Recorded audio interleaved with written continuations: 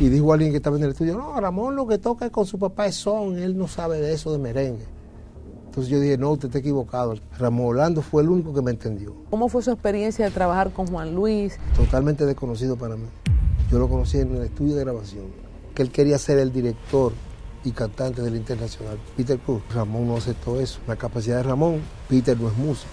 Ramón fue muy vivo y cuando vio que los cantantes se estaban poniendo que se le iban fácil, él dijo, pues de ahora en adelante yo también voy a grabar. El pavo y el burro, ¿cómo le surge esa letra? Es un himno. Yo terminé en el tercero del bachillerato. Yo era compañero de butaca de Leonel Fernández.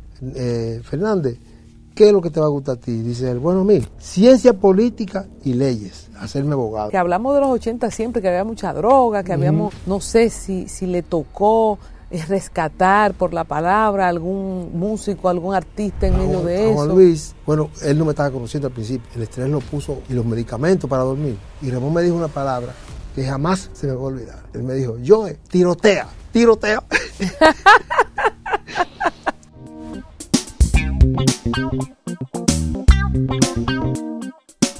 Mis amigos de Al Tanto, bienvenidos a una nueva entrega para esta serie de los músicos.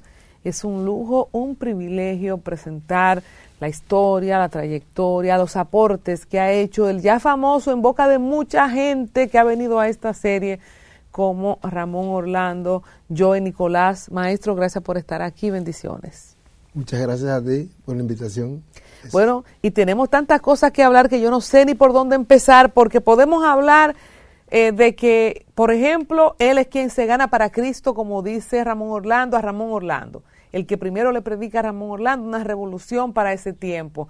Señores, el autor de El pavo y el burro, de mi niñez, de que Navidad, de que cada vez que eso suena, autor de letra, composición, ¿verdad? Y arreglos musicales, pero también de todo la aplicación de los inventos que Ramón Orlando y él hicieron, creador de colores, de sonidos a través de su instrumento, el bajo eléctrico. No sé, ¿por dónde arrancamos? Usted decide. Hay mucho que decir. Bueno, de toda la fama, ¿verdad? Viendo su portafolio, que lo iremos compartiendo en edición, de todo lo que ha hecho Joe Nicolás, pues una pregunta sería, ¿cuánto tiempo duró en el conservatorio? ¿En qué año se graduó del conservatorio? Así debería ser, ¿verdad? Sí. Si fuéramos a hablar por los frutos. Pero usted no fue al conservatorio. No, señor. ¿Cómo es que se hace músico? Yo me hice músico de manera empírica. Yo me oía mucho en los 60 y 70, yo oía mucho los Beatles, que era lo que más me gustaba, los Beatles, como dice la gente. Y viendo a esos músicos me inspiró mucho. Y lo que empecé tocando fue batería. Después, con el tiempo, mi papá no me pudo regalar una batería porque era muy cara y me regaló fue una guitarra acústica. Y con esa guitarrita acústica que no me gustaba, pero por obediencia a mi padre, decidí aceptarlo. Y con el tiempo, al pasar mucho tiempo, un cantante que tú conoces que se llamó Ney Nilo, yo estaba en Navarrete, que es el pueblo de mi madre, estudiando, y Ney Nilo me puso en la mano un bajo para tocar en una parroquia. Él sabía que yo tocaba guitarra, principiante. Me dijo, pero tú puedes tocar bajo. Y yo agarré el bajo desde ese día, fue en las manos. Y tocamos en la parroquia de Navarrete una alabanza, en el momento en que daban la hostia. Y eso no se me olvida más nunca. La alabanza se llamaba Es Yahvé mi pastor. Y entonces el bajo no se le despegó de las manos jamás. Cuando agarra ese bajo y precisamente cantando una alabanza, Yahvé mi pastor, ¿surgieron dos amores o el tema de la religión y del cristianismo no conectó ahí? Ahí fue el amor por el bajo. Exactamente. ¿Qué tenía este bajo que la guitarra no tenía? Bueno, yo me sorprendí cuando él me puso el bajo en la mano, porque yo no lo conocía el bajo bien. Y yo le dije que eso es un bajo, pero eso le faltan cuerdas, porque el bajo trae normalmente 4 cuerdas. Fue con los años que el bajo llegó con 5 y 6 cuerdas, pero en esa época era 4 cuerdas. Y yo le dije, ese bajo le faltan cuerdas porque una guitarra tiene 6 cuerdas. Me dice Ney Nilo, no, los bajos son así.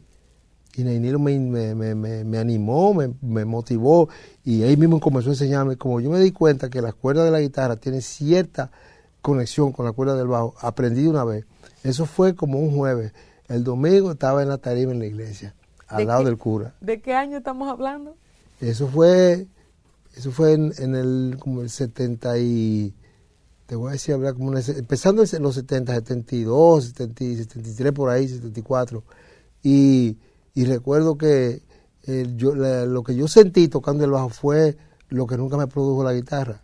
La guitarra yo la acepté por papá, pero en el bajo, cuando conectaron los instrumentos, que yo comencé a tocar, que yo oía la batería, que la tocaba un primo mío, Neinilo, en el órgano y cantando, un muchacho que tocaba violín, Barranco, como que todos esos sonidos juntos así, me motivaron. Y ese amor por el bajo lo llevó a un circuito que todavía, ¿verdad?, sigue y seguimos haciendo historia. Después de la parroquia, ¿cuál es la primera intervención profesional o en una banda? ¿Cómo es que arranca la carrera musical de Joe Nicolás? Bueno, allá en Navarrete no pasó nada. Lo que sucedió aquí en la capital. Mi papá me mandó a buscar otra vez para la capital, para seguir estudiando aquí en la capital. Y aquí me hice amigo de algunos músicos que me vieron tocando y se interesaron en mí. Y yo tocaba con lo más temprano que yo empecé a tocar en una orquesta más o menos profesional, fue con un grupo que se llamaba los ZC. Pero ahí no fue con Bonnie Cepeda. ¿Cómo se conoce con Bonnie? Me lo presentó un baterista que se llama Andy Mesa, me presentó a Bonnie Cepeda, y ahí comenzamos a tratarnos y cosas. Yo comencé a tocar con Bonnie, a tocar algunos bailes, a ensayar en su casa que quedaba cerca de la mía. Yo vivía en Villajuana, en la Manuel Ubaldo Gómez, y Bonnie vivía cruzando la avenida Duarte hacia el lado de donde estaba la José Martí. Por ahí vivía Bonnie, ahí yo iba a ensayar cerca de mi casa con Bonnie Cepeda. Dos muchachos, los dos. Sí, y nos conocíamos bien. ¿Y qué surgió de ahí? ¿Qué salió? Bueno, de ahí, lo que yo logré ahí fue, claro, experiencia, porque automáticamente tocar merengue, y en un momento que el merengue estaba cambiando, para mí fue mejor porque yo toqué con algunos grupos que no los menciono, que se toca merengue tradicional, y me gustaba mucho el merengue tradicional, pero ya yo traía en mi chip, en mi cerebro, que el merengue no podía seguir siendo así, en mi instrumento. Entonces, ¿de qué estamos hablando? De que el merengue estaba cambiando y de que el merengue no podía seguir siendo así. Bueno, ya estaba Wilfrido Vargas. ¿Cuál era el merengue que había antes? Que usted dice el merengue tradicional y que... Papa Molina, que era una tremenda orquesta y un tremendo merengue, pero te estoy hablando culturalmente lo que sucede en todas las culturas con la música, que se meten las fusiones, uno se pone a oír música de Cuba, los músicos oían mucha música de Cuba, de Estados Unidos, el rock, todo lo que venía del mundo, samba, todo eso, los músicos comenzaron a interesarse, todos, fueran del instrumento que fueran, todos se interesaban en que debía de hacerse algo con el merengue. Entonces, pues comenzamos algunos músicos inquietos, que nos costó pasar hambre eso, nos costó que no nos buscaran. Hubo un bloqueo grandísimo, porque decían que esos músicos están locos, y tuvimos que pasar por eso. Sin embargo, tarde o temprano eso se impuso. ¿Y cuánto tiempo duró esa resistencia? Bueno, todavía a principios de los 80 estaba. Y la única persona entre todos los directores de orquesta o músicos ya que habían avanzado un poco, Ramón Orlando fue el único que me entendió. Porque cuando estábamos grabando con Juan Luis nos dijo a nosotros, grabamos las dos producciones, Mientras más lo pienso tú y Mudancia Carreo. Juan Luis sí había que respetar la tradición, aunque los arreglos eran diferentes, pero la tradición del bajo la quería igual. Y yo ahí él me dejó hacer alguna cosita, pero cuando comenzó la internacional, que se formó, que fue terminando de grabar la producción a Juan Luis, fue que se apareció ese señor, Ángel Oscar García, al estudio de grabación, dueño de la Interdosa, y nos habló de que quería formar la mejor orquesta de este país, que él tenía dinero para eso, y nos metimos. Bueno, inmediatamente nos metimos al estudio, que hicimos los acuerdos y todo. Yo le pregunto a Ramón ya cuando estamos grabando los primeros temas de la Internacional, no los primeros, antes de mí se había grabado Cometa Blanca, y no recuerdo cuál otro tema, pero con Ramón ya empezamos con un arreglo de Ramón, letras de Ramón y de otros, y en el estudio de grabación cuando estamos sentados, ya para arrancar la grabación, le digo yo, Ramón, ¿qué hago yo con esto? ¿Cómo tú quieres que yo toque esto? Y Ramón me dijo una palabra que jamás se me va a olvidar. Él me dijo, Joe, tirotea. Y no te voy a soltar, lo tuyo solo es delirio. Incluso Ramón solamente ponía el piano de guía y una voz guía, aunque él no la fuera a cantar. Y entonces cuando él terminaba de grabar con la conga, la güira, la tambora, con la percusión completa, él me decía, arregla tú el bajo. Él me apoya en eso. Con lo que tú grabes ahora, que tú arregles, es que yo voy a grabar el piano. Wow. Inmediatamente hicimos química, una química increíble. Cuando usted dice el que me entendió fue Ramón, ¿qué era lo que Joe Nicolás quería hacer en términos traducibles a la audiencia de cambios en la forma que se tocaba anteriormente? ¿Qué es la impronta o el legado que el sonido y el color del bajo de Joe deja en el merengue? Bueno, es que la música no puede ser monótona. Sin dejar, claro, ciertas cosas de las raíces, hay que siempre, como dijiste tú ahorita, darle colores que aporten, porque hay colores que lo que traen entonces es un empaño. No, tiene que ser algo que aporte. Ramón y yo quedamos de acuerdo que habían cosas que sí se podían.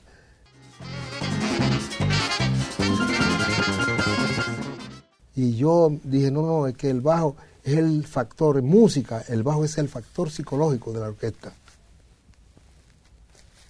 Porque el bajo es percusión también, no es solamente melódico, pero entonces es como la parte del cerebro de una orquesta. Lo que marca. Sí, dependiendo de la línea del bajo. Fíjate que cuando tú oyes cualquier ritmo de música, nota que siempre hay una diferencia entre los estilos de música con el bajo. En el merengue es dentro del mismo merengue hay un lenguaje que varía según el tipo de melodía, según el tipo de merengue, porque el merengue tiene varias vertientes, ya lo sabemos. Entonces yo notaba que el bajo era lo mismo. Desde que empezamos a grabar y había esa variedad en el piano, porque Ramón también venía con una inquietud en el piano, de que no podía ser lo mismo. Aquí no fue que se dieron cuenta en el país de lo que estaba pasando con el merengue. Estados Unidos, toda América Latina, fue que comenzó a darse cuenta. Y comenzó la inquietud y comenzaron a escribirnos y a decirnos que lo que nosotros estábamos haciendo allá afuera, aquí no fue que comenzó el boom, fue fuera. Gente que no oía merengue de otros países comenzó a decir, nosotros no oíamos merengue porque lo veíamos muy monótono, pero lo que hicieron tú y Ramón hizo que le pusiéramos atención. Entonces hay que sacar un capítulo en la historia del merengue para la Orquesta Internacional de Ramón Orlando en esos colores nuevos que trajo con el bajo de Joe Nicolás y con lo que él montó a partir de eso. Hay que darle un crédito a Wilfrido Vargas. A Johnny Ventura también, pero más a Wilfrido, porque Wilfrido fue más para acá de Johnny. O sea, él apoyó, lo que Wilfrido hizo fue apoyar lo que Johnny ya tenía, esa base, porque todos nosotros nos fuimos apoyando en lo que alguien hizo antes. No se puede obviar eso. Entonces yo me di cuenta, dije, ven acá, pero si, ¿cómo que aquí no le hacen caso? Y fuera de aquí. ¿Y Wilfrido qué le puso? O sea, ¿cuáles son esos colores? Hablando de esa, ¿verdad? Se apoyó en Johnny. ¿Qué le puso Wilfrido? Los mambos nuevos, que ya no eran los mambos normales, los mismos arreglos musicales, pero el ritmo más que nada. Él no se quedó solamente... la tambora es un instrumento que se presta para muchas cosas. No solamente para pa, tuculucutú, el ritmo. Se presta para muchas cosas y Wilfrido usó eso. Nosotros nos basamos en lo que hizo Johnny, en lo que hizo Wilfrido, porque era lo más cerca de nosotros, pero ya nosotros traíamos también otra inquietud y eso nos llevó a aportar también. Concomitantemente con ustedes, ya Bonnie Cepeda estaba en la escena, Bonnie Cepeda estaba haciendo arreglos. Antes de nosotros. Bonnie Cepeda hizo entonces lo mismo que se estaba haciendo en el tradicional, o él también le puso algún color diferente. Le puso también un color diferente. ¿Qué le puso él? El piano fue uno, los mismos mambos.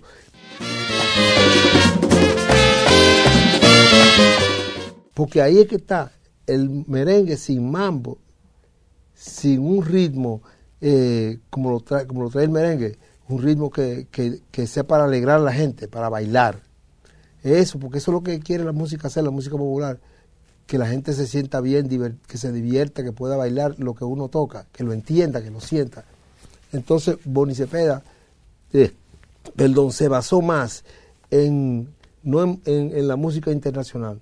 Lo de Bonnie, yo no sé de dónde, bueno, él estudió piano en el conservatorio, igual que Ramón, y él venía ya con unas ideas clásicas también, Bonnie Cepeda. En los tumbados se demostró, Bonnie Cepeda y Ramón Orlando tienen en el tumbado metieron muchas cosas que tienen que ver con la música clásica, con esos movimientos esos movimientos que usaba mucho Mozart, rápidos. Entonces, esa fue la parte que aportó Bonnie, pero igual que Ramón, vino con mambos diferentes. Un mambo, decían la gente, esos mambos son raros. Esos mambos sí son raros, pero son como buenos, como que aportan algo. El público que no sabe de música comenzó a sentirlo y lo comenzó a consumir. Antes de seguir con Ramón Orlando, ¿cómo fue su experiencia de trabajar con Juan Luis? ¿Era una persona cercana? ¿Se llegó a presentar en tarima con él? ¿Cómo fue?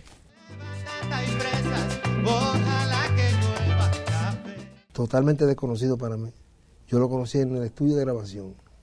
Me dijeron, mira, que hay que grabar una música, inclusive no fue Ramón. Ramón cuando eso no estaba en la palestra, en los estudios de grabación. Y yo recuerdo que me llamaron y me explicaron. Entonces yo fui a grabar unos bajos. Cuando yo llegué, se paró todo, porque hubo un problema con el piano. No se sabía quién iba a grabar unos arreglos, que fue Manuel Tejada quien los arregló. Todos los pianistas trataron de grabar ese piano de ese arreglo de Manuel y no pudieron. Para Alex Bueno, me va. Había problemas, ningún pianista. Entonces yo me atreví, Ramón no era conocido, yo lo conocía porque yo había grabado hacía como unos meses con Ramón ya unos arreglos míos y para otra gente, y me encantó ver a Ramón tocando, porque no era el Ramón tocando son con el papá, ya yo veía otra cosa. Y digo yo en el estudio, le digo a Bienvenido Rodríguez, yo sé quién puede grabar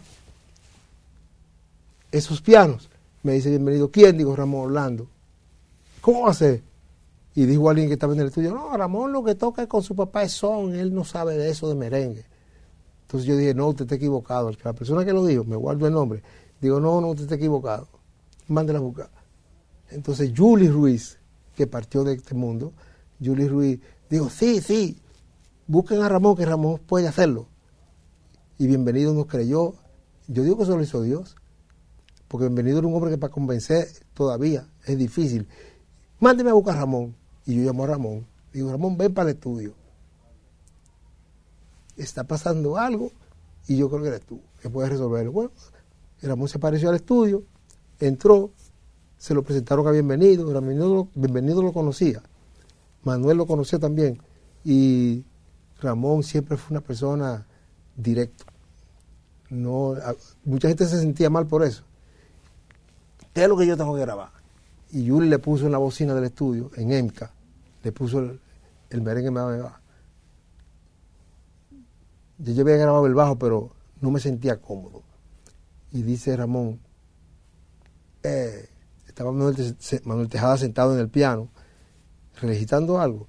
Dice Ramón, Colorado, permíteme sentarme ahí.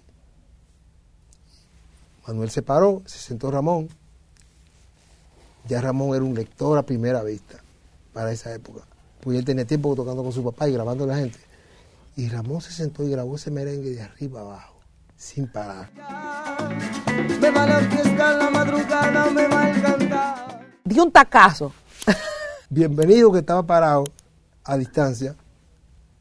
Cuando yo la grabación, le digo a Ramón, lo paró y lo abrazó. Mijo.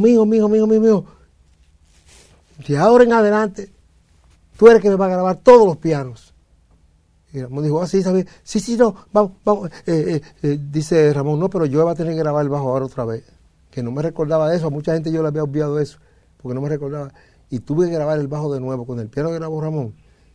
Y le pusimos un sabor tan grande a eso, que Bienvenido dijo, no, de ahora en adelante, y de ahí en adelante, todos los arreglos de Manuel fue Ramón que le grabó el piano y yo el bajo. Las 2 producciones de Alex Bueno y las 2 de Juan Luis fuimos Ramón y yo en ese momento, en el mismo año. Hablemos del internacional, ahí terminó el tema también de Juan Luis Guerra, porque ya usted se entrega completamente al internacional. Vamos a hablar de las hazañas, de los éxitos, de los viajes. Hay cantidad de cosas que contar, vocalistas que entraban, que salían, y obviamente esta edad de oro del merengue que ustedes tienen tanto que ver. Bueno. ¿Cuál fue el primer tablazo de la Orquesta Internacional?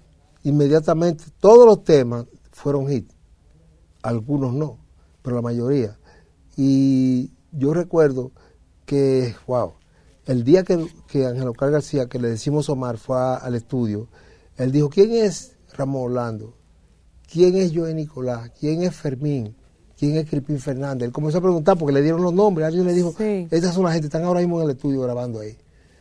Y él entró y dijo, mira, le dijo a Ramón, yo quiero hacer la mejor orquesta de este país. Y yo tengo todo el dinero, yo soy dueño de Interdosa y yo quiero... Y Ramón y yo una vez abrimos los ojos. Dice él, si ustedes quieren, vamos y hablamos en la oficina cuando ustedes terminen. Y Ramón paró una producción que le estábamos grabando, terminando una producción en Jolí. Ramón mandó a pararla, dijo, paren todo. Si hay que pagarlos a las horas, lo que sea, lo pagamos, pero vamos para esto. Y nos fuimos para la oficina que estaba aquí en la 27 de Interdosa. Ahí salimos con dinero, con carro. ¿El mismo día? Con carro cada uno, sí. Yo sabía manejar un poco ya. Y cuando llegamos al estudio, comenzaron los músicos que estaban en el estudio a mirar. ¿Y qué fue lo que pasó? Dice, no. Bienvenido contaba con que nosotros, la orquesta que le grabó a Juan Luis Guerra, las 2 producciones, fue la misma Internacional, que no era internacional. Y cuando terminamos, le dijimos a Bienvenido que no íbamos al viaje del accidente. Dijimos que no íbamos a ir porque nosotros ya teníamos un compromiso. Y Bienvenido nos dijo, pero ¿y cómo ustedes me hacen eso? No, es que aquí no estamos ganando lo necesario y este hombre, sin embargo, nos está ofreciendo algo bueno. Y de ahí para adelante empezamos a grabar seguido.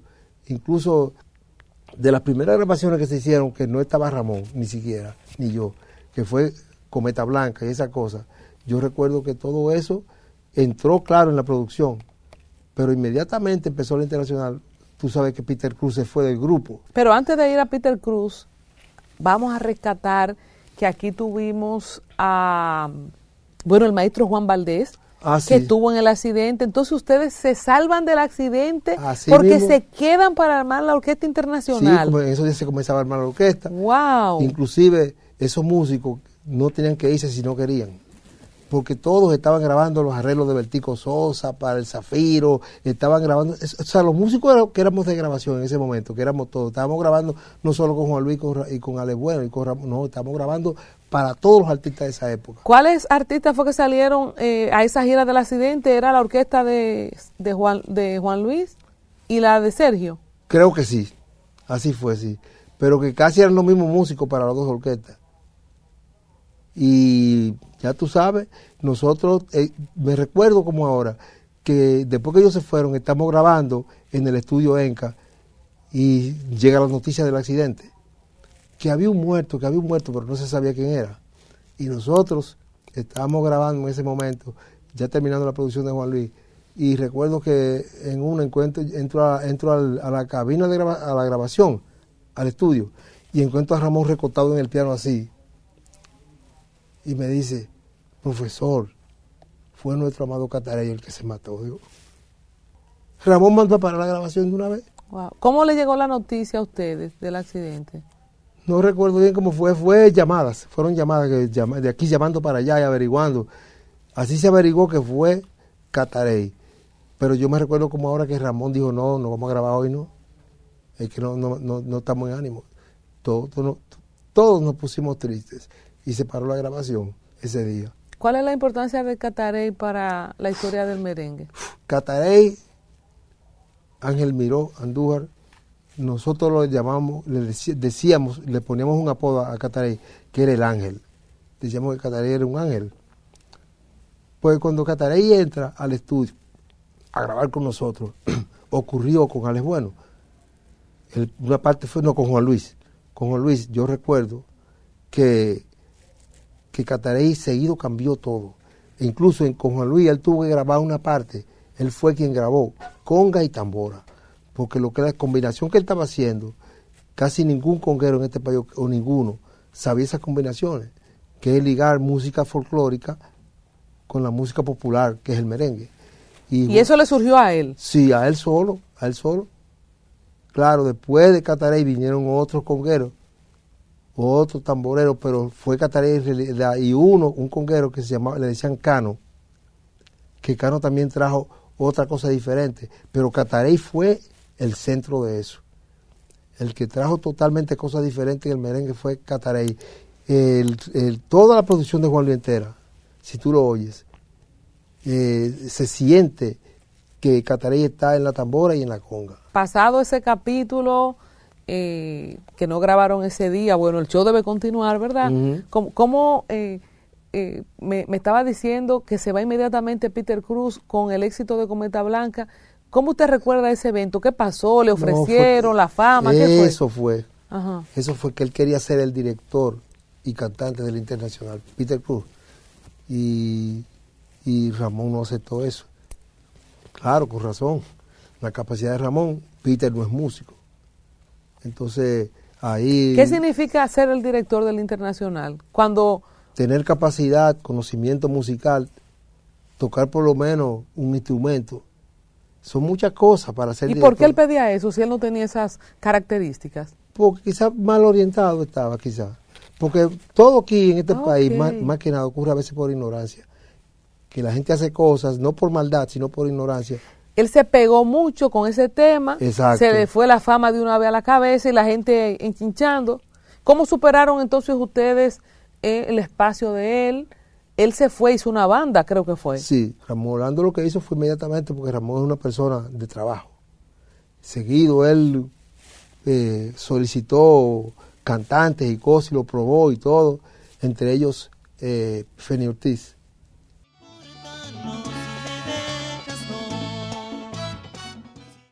Y entonces él le explicó a Omar, le dijo: Omar, se necesitan arreglos actualizados.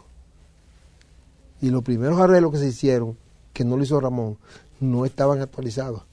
Entonces ocurre que Ramón lo convenció porque Ramón tiene un don de convencimiento increíble. Convenció a Ángel Ocar García y le dijo: no, vamos a hacer esto así. Y él dijo: pues está bien. Y Ramón de ahí para allá fue que se encargó. Ángel es el de Interdosa, el empresario. Sí, él se encargó inmediatamente de todo, Ramón.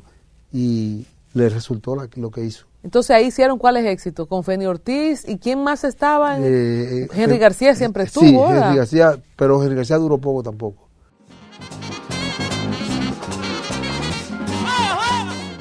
Porque también, no sé qué pasó, ahí sí yo no te sé decir, pero hubo un impasse entre Ramón y por cosas del negocio. Y no estuvo de acuerdo, Henry García se fue también. Entonces, ¿al frente quiénes eran en ese tiempo cuando Feni? Feni, Miguel, sí. George, uno que era coreógrafo, no recuerdo de otro en ese momento, porque Bum Bum Bum, como Ramón le dice al otro cantante. El del grupo mío. Sí. Adiómede vino después. Sí, después, pero al principio fue así. Y el de Te compro tu novia vino después. Y había un ¿Cómo se llama ese, el de Te compro tu novia? Blanquito. Ese muchacho, que ese también duró poco, no me recuerdo bien el nombre, no, pero sí. En realidad los temas se pegaban más por las ideas de Ramón y los arreglos. Tú compro tu novia es letra de Ramón. O sea, hay otras letras que son de otros compositores importantes. Los éxitos de Cuando Feni, que ahí también hubo un gran momento, se pegó muchísimos temas. ¿Qué cosa podemos decir de esa etapa de Cuando Feni Ortiz? Bueno, resultó que los arreglos, aparte de los arreglos, las composiciones eran buenas. Habían compositores muy buenos que aportaron también en ese momento. ¿Cuál fue el próximo éxito así después de Cometa Blanca, el exitazo? Yo no me recuerdo bien del primero, no me recuerdo bien. Yo sé que fue un tema de Henry García, y después como Ramón fue muy vivo, y cuando vio que cantantes se estaban poniendo que se le iban fácil. Él dijo, pues y ahora en adelante yo también voy a grabar. Cada vez que pienso en ella, me hace ver una herida. Y ahí comienza Ramón a ser cantante también en el grupo. Y de hecho, él me contó en el especial que hubo una crisis, que tenían una gira y entonces se fueron los artistas o tenían unos bailes vendidos y se le fueron los artistas, los vocalistas, entonces él ahí arranca a cantar. Así es, fue una crisis que hubo.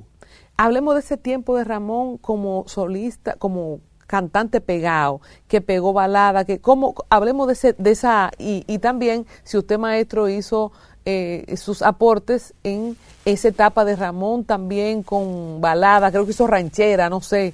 No, yo no. Hizo muchas cosas. Ramón sí hizo muchas cosas. Ajá. Yo lo único que aporté, aparte de mi instrumento, fue un tema que se grabó en una producción en inglés, que la composición es mía. El tema se llama Dance to the Rhythm, o sea, baila al ritmo, como baila al ritmo de la música. Esa es la idea del tema. Ese tema yo hice la secuencia. Yo grabé, lo único que no grabé fue el piano. Pero yo la secuencia de todo lo hice, los arreglos. Salió en una película, creo, ese tema. Sí, entonces yo cuando llegue el momento de cantar el tema, Ramón se pone a oír la guía que yo puse. Y me dice Ramón, eres tú quien tiene que grabar eso. Digo, yo no soy cantante, dice, eres tú. Digo, bueno, está bien. Además la pronunciación que yo tengo del inglés es una pronunciación que suena muy a lo moreno, como dicen la gente, muy a lo cocolo. Sí. Entonces yo grabé también la voz y resultó, aquí en el país no, fuera de aquí. No que fue un éxito, pero por lo menos se tomó en cuenta en películas. ¿En qué película fue que salió? No recuerdo, yo nada de eso me recuerdo, de nada de eso yo lo recuerdo, porque en esos momentos yo te voy a decir la verdad, yo estaba tan en mis emociones, en mis sentimientos en esos momentos, en mi alegría, que yo lo hacía todo como así, y me pagaban y todo, pero como que yo no estaba ahí que en guardar y que fecha, nombre, sello musical. Lo que yo decía del pavo y el burro, ¿cómo es eso? ¿Cómo le surge esa letra? Es un himno, esos son de los himnos de las Navidades. Bueno, dice por ahí, el hijo mío me decía eso también, Otoniel, me decía que ese es el tema, debería ser el tema bandera del país, porque todas las otras canciones de Navidad eran de canciones de fuera, no era de aquí. Original dominicana esta. ¿Cómo le sale esa letra? ¿Fue para los hijos del rey? Sí, lo grabó Rafaelín Hernández, el hermano de Sergio Hernández. Bueno, mi mamá me hacía un cuento cuando yo era mucho. Mi mamá me hacía muchos cuentos, pero el que más me gustaba era de ese pavo y de ese burro, de cómo ese burro llegó a esa hacienda y desde que llegó el pavo no hacía nada. Él lo que tenía que hacer era abrir sus plumas, sus alas y presumir su belleza, sus colores. Y el burro tenía que fajarse a sudar, a cargar, a hacer todas las cosas. Y el pavo, según el cuento que me hizo mamá, se burlaba siempre, mira cómo yo vivo, que no tengo que trabajar ni tengo que hacer nada. Y tú, mírate cómo tienes. Yo no metí eso en la letra. Yo tuve que trabajar eso bien. Y se burlaba, mira tú cómo tienes que trabajar, trabaja, eso es lo tuyo, trabaja. Y el burro lo que se fajaba era llorar y cogía pique. Y mamá me hizo esos cuentos. Yo estaba bien chiquitico. Y un día así, estando conocido del rey, hacían falta que se metieran más temas en la producción. Ya Fernandito Villalona se había ido de Los Hijos.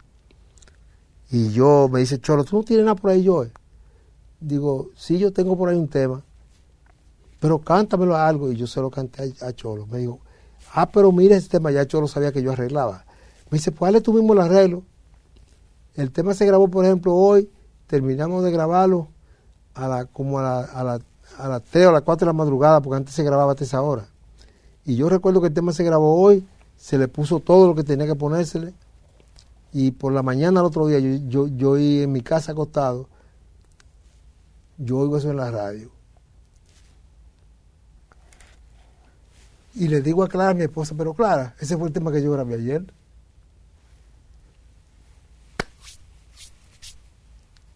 El tema desde el primer día se metió. ¿Y se tiró en Navidad? Sí, en una Navidad fue. fue una Navidad que salió de una vez. En esa época, la gente, te recuerda que en esa época se movía rápido eso, no es como ahora. Y seguido se metió el tema. Yo me sorprendí, porque mucha gente no le gustaba el tema. No creían en el tema. Pero es súper jocoso, es un tema que puede ser infantil, es un tema, o sea, lo tiene todo. Y como usted dice, un tema netamente dominicano. Se lo dieron a grabar primero a Caqui Vargas. Y él no le gustó el tema y no lo quiso grabar, Oye. Y sin embargo, se lo ofrecieron a Rafaelín, que era nuevo en eso, dijo que sí y grabó el tema. Y le quedó muy bien. Hasta el día de hoy. ¿Y entonces usted le va bien con esos royalties? La gloria es ¿Verdad que sí? Más o menos. Pero le llega. Sí, pero yo fui por un tiempo un poco ignorante de cómo se movía eso, del pago de las canciones, de las composiciones. Ya yo no pienso así, ¿no? Ya yo, incluso yo tengo más composiciones por ahí que yo, todo eso lo apunté, lo anoté por ahí. Y yo dije, tengo que anotar todo esto porque no lo había reportado. Claro. Pero en realidad, últimamente lo que me llega de eso, porque se supone que el pabilo del burro no suena nada más aquí. Se supone que yo lo investigué y tengo los videos de YouTube, de que eso lo han grabado orquestas en Venezuela, en otros países lo han grabado también. ¿Le debe tocar de eso? Y entonces todo eso, me llega una cosita lo que me llega últimamente. Entonces, los hijos del rey, por decir de las cosas que ha hecho a nivel de arreglos, esto de Rafaelín Hernández, que está el pavo y el burro, Amante Mía, bueno, con Ramón Orlando y la Orquesta Internacional, todo, ¿verdad? Todo lo que ha hecho Ramón Orlando, usted le puso el bajo. El bajo, sí, todo, sí. A todo. Y algunas cosas puntuales que hizo el arreglo también. Bueno, una sola que fue en Dance to the Rhythm. En el caso, bueno, de Peter Cruz, Gente del País, los hermanos Rosario, usted le hizo Me Tiene Amarrado. Sí, el primer tema que se pegó de ellos. El arreglo. Sí, el arreglo. Eso está bueno. Me tiene amarrado. Sí. Tú me tienes vuelto loco, Cookie. Desasitiado, algo así. Muy bueno. Pochi Familia y la Cocobán, ¿qué hizo ahí? Hice un tema, arreglé 2 temas. Uno que se llama Meneíto Me, que es una mezcla de merengue con otros ritmos de fuera de aquí, afrocubano. ¿Y qué buenas son las fiestas? Y qué buenas son las fiestas, versión merengue y versión reggae. Entonces, para cerrar la música, porque con Ramón tenemos otros temas pendientes ya más espirituales, esas evoluciones, esos cambios que vivió la Orquesta Internacional, ¿usted todo el tiempo ha tocado con Ramón o solamente en grabaciones? ¿Cómo ha sido esa relación de trabajo con Ramón en las etapas de la Orquesta Internacional? Bueno, antes de la Internacional sí, nos habíamos juntado a grabar cositas, sí, pero nada más nos juntábamos en el estudio, pero ni siquiera teníamos una relación, una amistad. ¿Cómo se conocen ustedes? En el estudio de grabación. ¿Coincidieron? Sí. Después, entonces, cuando tocó lo de la Internacional, a Ramón nadie lo buscaba para grabar, porque había como una cosa que es lo que sabía tocar Ramón era la música de Cuco. Yo soy el que descubro en una grabación que anda por ahí, que la tengo por ahí, que Ramón sí tenía la capacidad. Y convenzo, como te dije ahorita, Bienvenido Rodríguez, que lo busque, y ahí es que Ramón comienza a ser ya demandado para grabar con más orquesta. Primero fue con Juan Luis, después con Alex Bueno, y de ahí para adelante ya la mitad de nosotros se centró más en la orquesta, tocando los bailes y eso, ya esa era la relación de nosotros. Y en el caso de Fernando Villalona, ¿usted le hizo algo particular a Fernando? Un bajo, digo, con Los Hijos del Rey, que no lo mencioné ahorita, yo toqué con Los Hijos del Rey desde el 78 hasta el 80.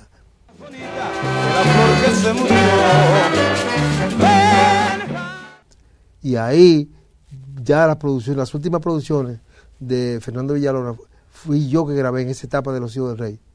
Cuando Fernando se fue, yo seguí, pero yo a Fernando, todos los merengues que grabó entre el 78 y el 80, entre el 78 y el 79. Él se fue en el 79 de Los Hijos, ya di para allá yo no seguí, pero ahí Los Hijos del Rey en Europa, New Age, o una producción que se llama New Age o algo así de Los Hijos del Rey, que él también grabó ahí. Después de ahí ya yo no le grabé más. Sí, en los 80 le grabé un tema que se pegó de Navidad. Arreglo de Vertigo Sosa. Amaneciendo. Amaneciendo, buenísimo. Amaneciendo. Que perdonen los vecinos, que forme esta gran vía. ¿Con el Zafiro qué hizo? Ay, son tantos temas. Los hijos míos se recuerdan bien de eso. Ellos son los que saben los títulos más que yo. Pero trabajó con el Zafiro y Sí, con una Fernando producción. Echavarría. Con Fernando Chavarría yo grabé nada más un solo tema. Y por un día, porque le faltó un músico en el show de mediodía. Recuerdo yo estaba tocando con Ramón ese día en el show de mediodía. Y a Fernando Echavarría le faltó el bajista.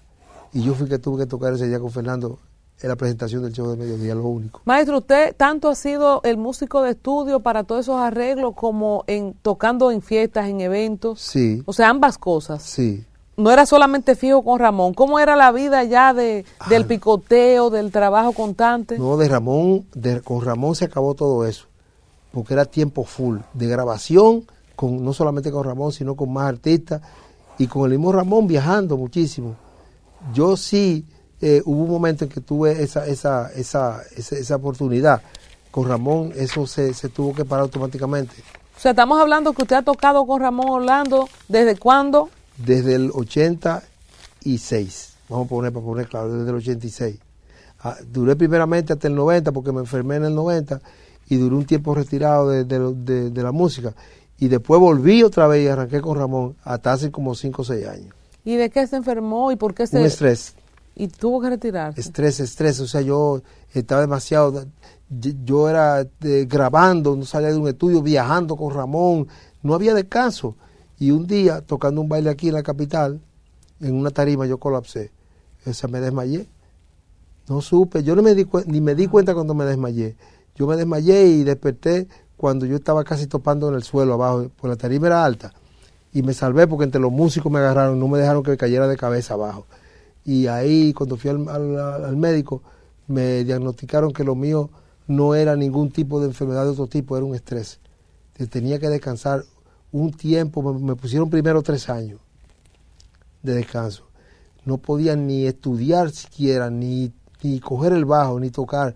La doctora que me atendió, la doctora Aracelis Tolentino, me decía, si vuelves a tocar en esta situación, hasta que no te cures de esto, no puedes volver a estresarte. Y después de ese mareo, ¿cómo se manifestaba esa situación de estrés? Que lo incapacitaba de... No, porque eso me empezó a afectar fue ese día que me desmayé. Uh-huh. Ahí yo no tenía ningún tipo de cosas. La doctora sí me dijo, porque ella me estudió, me dijo, te conviene un descanso obligatorio. ¿Y entonces qué hacía para sustentarse en esos años? Ahí, qué buena pregunta. Ahí fue donde vino el problema grande, porque yo le pregunté a ella, doctor, ¿y de qué yo voy a vivir? De esto que yo vivo, de las grabaciones, no puedes grabar, no puedes hacer un arreglo, porque ella averiguó primero todo lo que yo hacía. Me dice, tú tienes que descansar 3 años. Yo a los 2 años y como algunos 7 u 8 meses, yo aguanté. Pero a partir de esos 8 meses, yo comencé a coger picoteos, como decimos los músicos, cositas suaves, desobedeciendo. ¿Pero qué usted se sentía? Que no... Era lo grande, que yo no sentía nada. Ese desmayo vino así. Mira, tú sabes que el cerebro Era humano, previendo que se vuelva a desmayar, entonces, no era que le dolía un brazo, un tendón. no, te voy a explicar. El cerebro humano me explicaron a mí que hace como la computadora, y los que saben de computadora lo saben así, que la computadora a veces para proteger la información hace un blackout. Uh-huh. Se cierra. Se cierra y apaga para que no se dañe la información. A mí me dijeron que lo que me pasó fue eso, que ese desmayo vino ese día. Yo tenía mucha presión en ese momento por alguna cosa, y ese día como que tocando tranquilo, yo pensando en los problemas y tocando, ¡fuap! Yo tocaba siempre al lado de Ramón. Ramón fue de los primeros que se dio cuenta cuando yo me desmayé. Y yo recuerdo que a los 2 años y pico yo fui a donde la doctora porque comencé otra vez, que comencé a tocar cositas. Y comenzó a sentir algo. Ahí sí comencé a sentir como una penita como aquí atrás, en el cuello. Yo decía, claro, pero esto sí es raro. No era un dolor, era como algo extraño. Uh-huh. Ningún problema con la mente ni nada, uh-huh. ningún otro síntoma. Y cuando yo volví a los 2 años y pico, me dice la doctora cuando me ve entrando a su consultorio, me dice, no me digas que volviste a tocar, porque tú no tenías que venir aquí hasta los 3 años. Me dijo, ya tú no tenías que venir aquí hasta que cumpliera 3 años, para yo ver cómo tú estabas, cómo había progresado. Que volviste a tocar. Digo, doctora, estaba pasando una situación, necesitaba dinero, Ya esos muchachos tenían cierta edad, todavía eran niños, y yo tenía que, ¿verdad?, proveer para mi familia, porque la Biblia dice que el que no provee para lo suyo, y mayormente para lo de su casa, es peor que un impío. Me analizó la doctora y me dijo, bueno, el estrés se te resquebrajó. Ahora tú tienes que coger 3 años más. Y en el 2006, cuando ganó el PLD, fue que yo volví. Ya ahí se me cumplió el tiempo y la doctora me dijo, ya tuve, ahora sí. Pero ahora no vuelva a tocar esa música de Ramón, acelerada. Tiene que coger algo suave. Caí con Leo Suberví. Leo Suberví me recibió, me dijo, yo necesito una gente como tú. Y yo le dije, mira, yo lo que no puedo tocar música. Dice, no, tú aquí lo que vas a tocar los merengues tradicionales, compadre Pedro Juan, cosas así. Aquí lo que tú vas a tocar son baladitas. La esposa de él era que cantaba la balada y algunos merengues de Mili. Y ahí fue que yo duré eso hasta el 2000. Ahí con eso, yo duré menos con él, pero duré un tiempo con él y todo lo que yo cogía era cosas suaves así. ¿Y usted hace ejercicio, tenía alguna medicación? O sea, esos años de reposo, ¿ella le puso algo más? No, ya me dijo que era descanso. Oye. Descanso, ya me dijo, solamente descanso, vive una vida relajada. Si tú te quieres escapar de esto y volver a tocar un día, tienes que coger la vida suave. Yo, que ya estaba en el Evangelio metido, la Biblia me ayudó mucho con eso, porque yo comencé a... Dios como que te lleva a sitios de la Biblia donde tú dices, ven acá, pero eso es conmigo. Y me encontré con cosas en la Biblia que me decían, dice la palabra de Dios, que el que destruye el cuerpo, que es templo del Espíritu, ¿cómo que dice exactamente? Que el que destruye el cuerpo de Dios, que es templo del Espíritu, Dios lo va a destruir a él. Digo, espérate. Lo cogí suave ahí. Digo, no, espérate, usted en el Nuevo Testamento, no recuerdo dónde, yo recuerdo que lo vi y lo leí. Lo tengo apuntado todo eso. Y yo recuerdo que de ahí en adelante comencé a llevar una vida más tranquila, me cuidaba de no hacer nada que le hiciera daño a mi cuerpo ni a mi mente. Yo tengo que tomar esta prédica, señores, porque este ritmo de vida no... esto no está fácil. Bueno, hay que tomar ese consejo. Y se puede trabajar. Lo que pasa es que dentro del trabajo uno tiene que tomar ciertas reglas. Tener límites. Yo estudié, un tiempo recibí instrucciones con un bajista que es de los mejores del mundo, norteamericano, se llama John Patitucci. Y él me enseñó a mí un ejercicio que es con los mismos brazos de uno. Dice, tú sabes cuando tú sabes que tú tienes estrés, me decía él, tú te coges el brazo tú mismo y lo levantas. Si cuando tú lo sueltas el brazo no cae, hay estrés. Él decía, el brazo tiene que caer. Y él me explicó cómo hacerlo y yo comencé. Y a lo primero no, pero después con el tiempo yo lo dejaba caer. Él me decía, nunca empieces a estudiar antes de hacer este ejercicio. Yo se lo recomiendo a todos mis alumnos ese ejercicio. Y eso me ayudó mucho, eso yo lo usaba no solamente para la música. ¿Cuándo empezó a dar clases? Yo empecé a dar clases en los 90. En los 90 yo empecé, me vi obligado porque no podía tocar.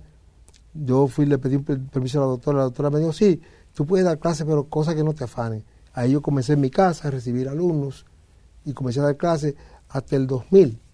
En el 2001, Crispín Fernández era el director del Departamento de Música Popular del Conservatorio y él se iba. Me dijo, yo quiero que sea tú que entre allá como director y profesor de bajo. Me probaron ahí en el conservatorio, me hicieron una audición y todo lo que fuera necesario, porque para tocar en el conservatorio había que tener buena lectura musical, solfeo.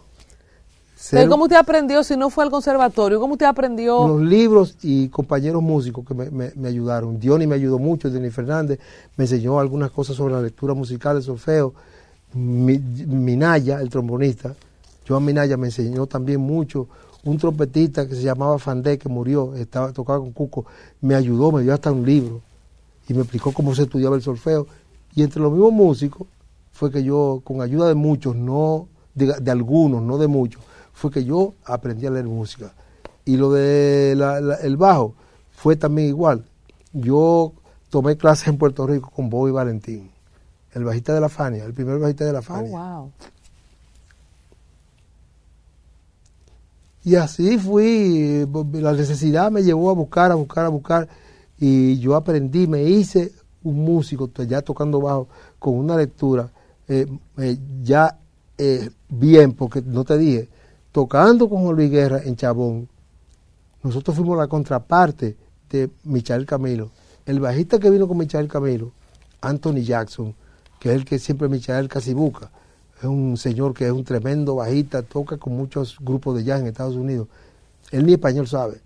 Él, cuando abrimos el Juan Luis, nosotros le abrimos el espectáculo a Michael, fuimos los que abrimos porque la estrella era Michael. Y ese bajista, ese gordito, yo vi ese gordito con el bajo así, un bajo de 4 cuerdas así, mirándome. Lo que yo hacía con Juan Luis. Él se me acerca al final de la presentación, antes de yo subir a la tarima, Michael subir, cuando yo bajo al camerino, veo ese gordito que viene corriendo por allá y pone el bajo en un sillón y va y me abraza y me dice, muy buen trabajo, muy buen trabajo. Me dice, yo quiero aprender a tocar merengue como usted lo toca. Él no habla español. Y me dice él, ¿qué hacemos? Yo quiero aprender a tocar merengue, ¿qué hacemos? Yo le puedo enseñar lo que usted necesite. Y yo le dije, bueno, yo lo que necesito es lectura musical, la lectura mía es muy lenta. Él me dice, yo lo puedo ayudar. Y él me dio unos consejos, yo compartí con él ciertas cosas hasta cierto momento, porque después se me hizo difícil volverlo a ver jamás. Y intercambiamos, pues lo que él me enseñó a mí, me valió no solamente para mí, para muchos alumnos míos que hoy son músicos que están graduándose de Berkeley o del Conservatorio de Puerto Rico. Hay uno que se llama Darrell Méndez, que ese ya se está graduando de la UNFU, ahí va a quedar como profesor ahí mismo. Bueno, la cuestión fue que yo aprendí preguntando, pero ese señor Anthony Jackson fue que me ayudó. Y entonces, usted no fue a la universidad ni nada, usted se graduó de bachiller y se metió a la música de cabeza del principio. Sí, yo terminé del tercero del bachillerato. Yo era compañero de butaca de Leonel Fernández. Sí, en Villajuana. Colegio Cristóbal Colón. Wow. El Colegio Cristóbal Colón. Él se sentaba ahí, yo aquí.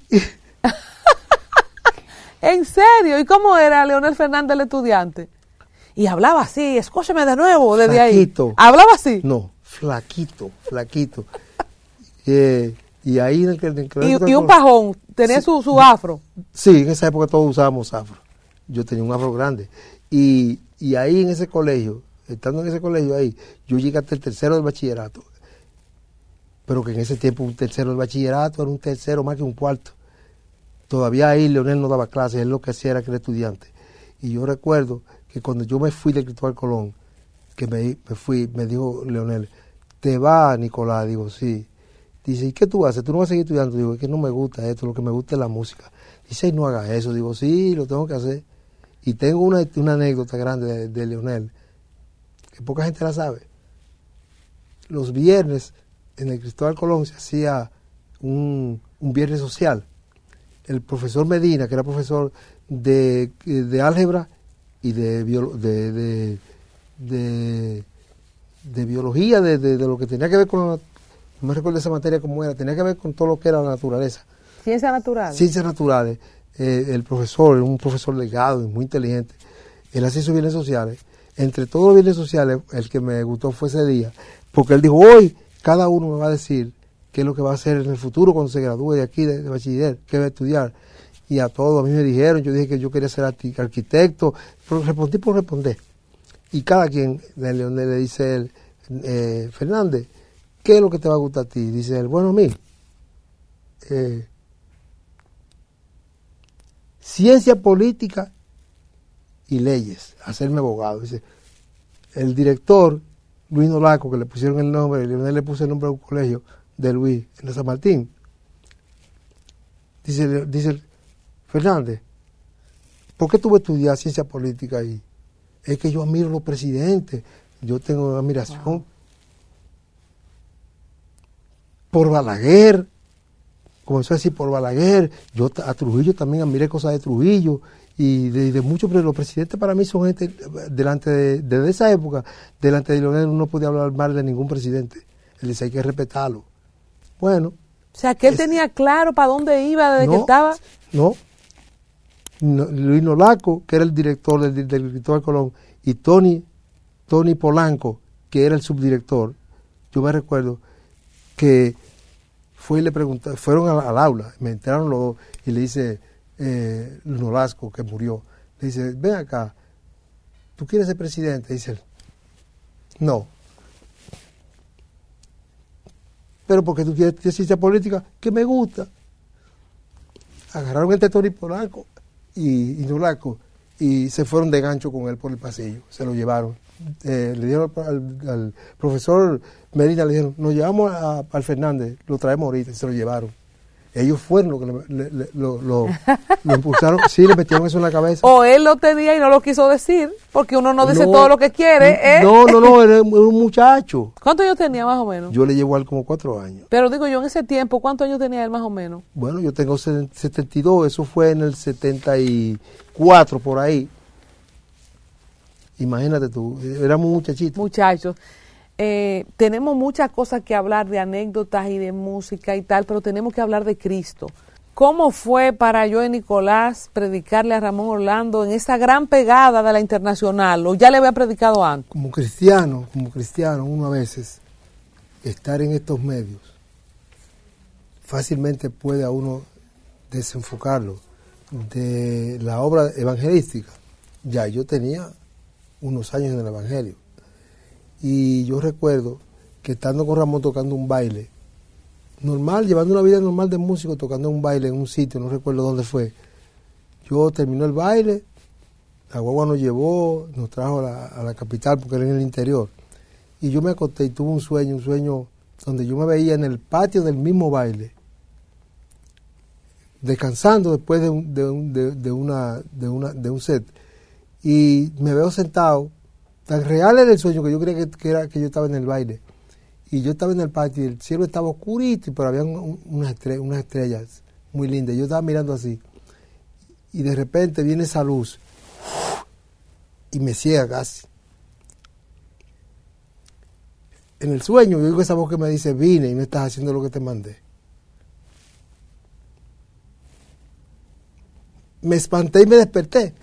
Y le digo a mi esposa, ¿qué sueño he tenido yo ahora?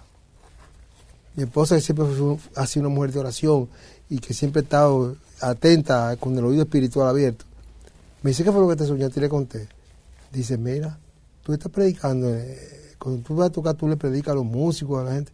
Digo, no, yo hablo con la gente a veces de Cristo, cosas, uno a veces se pone light, el cristiano no puede ser light. Y yo, dice, no, eso es el Señor que te está diciendo, tú tienes que empezar a predicar. Al otro día vi un baile. Me desperté, me preparé, cogí mi Biblia y ya yo sabía cómo predicar. En otros ambientes, en ese no. Y cuando nos vamos en la guagua, nos fuimos a tocar un baile a San Francisco de Macorís, a la Guira. No se dio el baile se cayó y ni llegamos a subir a la tarima. Y nos despidieron, nos fuimos, de regreso en el camino, nos comenzamos a hablar, yo comencé a predicar, yo abrí la Biblia y dije, señores, Ramón, permítame por favor, yo quiero predicar la palabra aquí a los muchachos. No hay problema, yo. Y algunos no atendían, dice Ramón, miren, atiéndanlo. Ramón siempre con autoridad, y yo comencé a predicar la palabra. El primero que acepta al Señor es un trombonista que era de la orquesta, Manny Valera. Famosísimo Manny Valera. Manny el primero. Yo acepto. Oro por él. Aceptaron 2 más. Uno que era el coreógrafo Georgie, y no me recuerdo el otro, cuál fue, ahora bien no me recuerdo, que aceptó también, y yo oré por ellos. Pero Ramón no aceptó. Yo le hice llamado a todos, Ramón, y Ramón, tú no. Y nos vamos. En el camino, cuando vamos llegando a Bonao, creo que fue a Bonao, sí, en la parada, todos nos paramos y de todo. Cuando subimos, que compramos algo de comer, llevaba a casa algo, fue temprano. Cuando subimos a la guagua, que arranca la guagua, dice Ramón, yo quiero que tú ores por mí. Digo, ¿está enferma la mazurca? ¿Estaba viva la mamá? No. ¿Cuco está enfermo? No. El trombonista que estaba antes, el hermano de Ramón, Marcos volvió otra vez a la droga. Dice, no. Digo, pero ¿y por qué tú quieres que yo ore? Dice que yo quiero aceptar a Jesucristo. Yo nunca le había predicado a Ramón así fuerte, ni le había agitado ni nada. Me dice eso. Digo yo, pero muy bien. Ven, vamos a orar. Y él se para y se arrodilla en el banco, pero con el frente para atrás, no para el frente, no para donde manejaba el chofer. Y digo, le digo yo, como decimos todos los cristianos, tú puedes orar conmigo, yo repetir. Y dice, no, yo sé cómo es eso. Ven, yo voy a hacer la oración, me dice Ramón. Digo, bueno. Él hace su oración delante de todos nosotros, delante de todos los músicos, él mismo, sin yo poderlo repetir, a él mismo, y acepta al Señor. Los músicos se quedaron espantados, más la familia de él, que habían ahí como dos gran familias de él, que no eran músicos, que andaban con nosotros, y yo me quedo así sorprendido. Digo, bueno, Ramón, yo lo que voy a hacer contigo es que yo entonces te voy a recomendar que compres una Biblia. Yo tenía una Biblia chiquita. Esa noche, la tengo ahí, y me dice así, ¡ta! Y me la quita del pecho. Y me dice, esta es la mía. Esa Biblia era de mi esposa. Yo tuve un pleito con Clara. Y sí, dice, no, con esa es que yo voy. ¿Sabe yo creencia de él? Yo con esta que voy a practicar la palabra y tú me vas a ayudar. Digo, sí, no hay problema. Hasta el día de hoy. Wow. Y en ese tiempo, porque hablamos de los 80 siempre, que había mucha droga, que habíamos... no sé si le tocó rescatar por la palabra algún músico, algún artista en medio de eso. Juan Luis, lo de Juan Luis fue increíble. Yo comencé con Juan Luis. A mí quien me lleva a Juan Luis para que le predique es el corista Roger Sayas. Me dice, habla de Juan Luis que está, ya tú sabes, digo, no, está bien, vamos. Al lado del conservatorio hay una escuela que se llama Lila Mena. Ahí estaba Juan Luis, que ahí fue la primera iglesia que la pastoreaba la pastora de él. Y ahí yo voy, me llevan, y yo comienzo a predicarle a Juan Luis, a hablar de la palabra y cosas. Y él comenzó como a reaccionar, que sí, que él quería, pero que estaba como indeciso, pero en ese momento él tenía un problema de estrés grande. Y él estaba en una situación que ya tú sabes, bueno, él no me estaba conociendo al principio. El estrés lo puso, y los medicamentos para dormir, todo eso. Y yo le comencé a predicar, y él comenzó a reaccionar, pero nada. Yo llegué a predicarle otras veces, pero en ese momento, en esos días, yo decidí salir de la orquesta de Ramón. Que fue, eso fue, te voy a decir bien claro, eso fue, déjame ver, eso fue en un momento en que yo decidí irme de la orquesta de Ramón. Porque hubieron unos problemas un poco serios que pasaron. Yo no quería seguir en la orquesta. Y digo, Ramón, yo me voy de la orquesta. Porque en esos días fue que yo me dio lo que me dio. Y yo, después de ese que me dio eso, yo quizá toqué una o dos cosas, pero dije, no puedo. Por prescripción médica no puedo. Entonces, yo le digo, mira, yo me voy, pero encárgate de Juan Luis. Te dejo a Juan Luis en tus manos, para que tú me sigas predicando. Y yo me voy. Al tiempo de estar fuera de la orquesta, me llama un día Ramón por teléfono. Amado, le tengo una noticia. Digo, dime qué fue. Dice, Amado, ya usted tiene nieto. Digo, nieto, no, yo tengo mis hijos todavía mis hijos. Dice, no, Juan Luis aceptó al Señor. Digo, porque en el Evangelio se considera que el que acepta conmigo al Señor es un hijo. El que acepta con él se considera que son nietos. Ya usted tiene chorno. Entonces, que después de bisnieto, tataranieto y después chorno.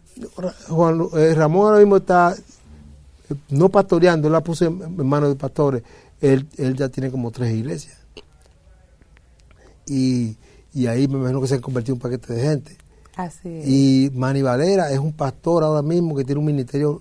Yo me congrego, ahora Manny es mi pastor. Qué bonito, me lo saluda, yo lo conozco a Manny. Manny Valera ha sido una persona que él ama el Evangelio, tú sabes cómo él es inquieto, él ama el Evangelio y ese ministerio ha sido de bendición para mí, para mi familia. Nosotros vivimos ahora en Santo Domingo Este y nos queda cerca la iglesia de él. Y él a veces predicando, él a veces yo digo que yo no quisiera que me mencionara, pero él a veces está hablando y dice, ahí está mi padre en la fe. Digo, ay, mi madre. Me encontré con él en un banco de reserva y a todos los empleados del banco y a los jefes, a todo el mundo que estaba ahí, yo lo que fui fue a sacar un dinero. Miren, él es mi padre en la fe. Qué bonito. Antes de pedir la entrevista, maestro, queremos tocar el tema de su pensión. Aquí vino Mix Solano y ha dicho que se ha tramitado con Boni Cepeda, con Milagros Germán, la ministra de Cultura. Nosotros hemos visto festivales de pensiones aquí a cantidad de gente. ¿Qué ha pasado para escuchar ya su parte? Una persona que ha dado tanto en la música, bueno, ya hemos visto parte de su historia para ese trámite. ¿Y cómo podemos apoyarle también? Bueno, se han hecho algunos intentos y se han hecho diligencias. Yo hablé incluso una vez hasta con José Antonio Molina, que es amigo mío, el director de la Sinfónica, y él me dijo que me iba a ayudar, pero después un día por teléfono hablando me dijo, yo he soltado todo esto, porque él dice, esto sí es difícil, ¿cuánto hay que embromar con esto? Y dice, no, yo no. Mira, háblate con Diony Fernández, que Diony Fernández te puede ayudar con eso, quizá más que yo, porque yo con toda la influencia que tengo y todo no he podido lograr nada. Ya tú sabes, si a José Antonio le dio brega. Entonces yo hablo porque usted ha sido profesor del conservatorio. Sí, director del Departamento Popular de Música del Conservatorio. Yo estuve como director de Arte y Cultura en el ITSC, de aquel lado, Instituto Tecnológico Superior Comunitario. Ahí yo estuve también, yo ahí me fui un día porque no soporté. Dije, voy a volver a caer en estrés. O sea, todavía yo tocaba con Ramón, en el conservatorio, el IDCC, los alumnos privados. Dije, no puedo. Entonces, usted tiene ya 72 años de edad. Sí. Que usted y Ramón se roban los años, porque yo le llevo 4 años a Ramón. Lo veo sin arruga también, yo igual le llevo que 6 a Ramón. años. A Ramón yo le llevo 6 años. Entonces, por edad y por el servicio, ¿verdad? Aprovechamos la presencia del maestro Joey Nicolás y todo su legado para hacer el llamado directamente al señor presidente de la República, Eileen Beltrán, uno de sus asistentes. Ojalá que nosotros podamos pronto en este programa o en cualquier programa de la plataforma de Al Tanto TV ya decir que el maestro Joey Nicolás, que ha estado en temas de salud, llegó aquí con un cuello ortopédico, se lo quitamos para la grabación, o sea que ha estado recientemente con temas de salud, que podamos, y a propósito de que estamos en este año preelectoral, que pasan tantos milagros, que podamos decir que ya tenemos esa pensión. Estoy dispuesto, siempre lo he dicho, lo dije en el conservatorio, que aunque me pensionen, yo voy a seguir hasta donde pueda dando mis clases, porque es que me gusta. Bueno, aquí está hecho el llamado. República Dominicana, debemos mucho de la alegría precisamente y del sabor del merengue al trabajo precisamente que ha hecho Joey Nicolás, una leyenda viva aquí en esta serie de los músicos. Gracias por su tiempo, Para maestro. la gloria de Dios, gracias. Amén. Gracias, Colombia. Que Dios lo muchas bendiga. Gracias. Amén, Dios te bendiga mucho. Saludo a Clarita. Ah, sí.